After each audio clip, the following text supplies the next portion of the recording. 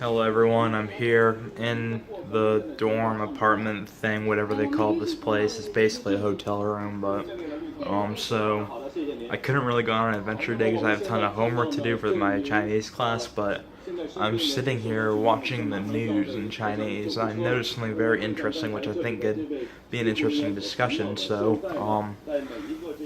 on this TV, I'm looking at the newscasters and the reporter, and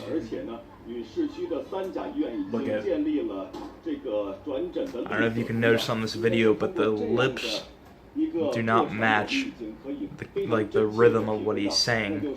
So my theory is, and my theory could be completely wrong, I'm not saying this is true, but you might think I'm full of shit, and there will be people at Berkeley specifically that and elsewhere that will think this, but I think it is because in China, appearances are very important. I'm not saying this is true everywhere in China or that it's necessarily a rule, so don't freak out by me saying this, but I think that they want to have like the perfect Mandarin, like Beijing Putonghua accent on an attractive looking Chinese person.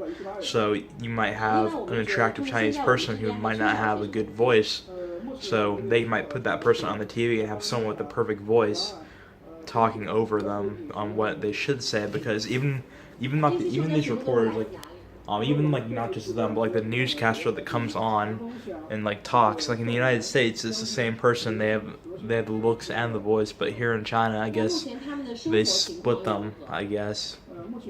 So it's pretty interesting because I didn't really notice it before until I took a very close look at it.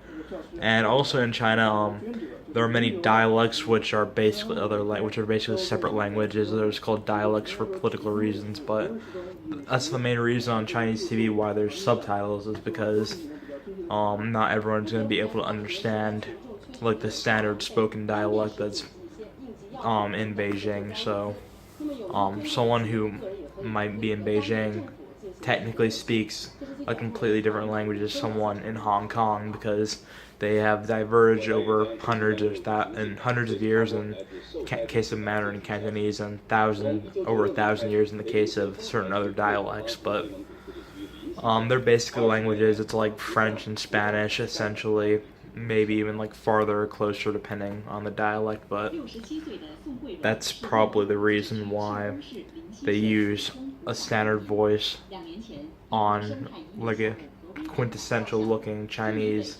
attractive person, plus the subtitles in standard Chinese.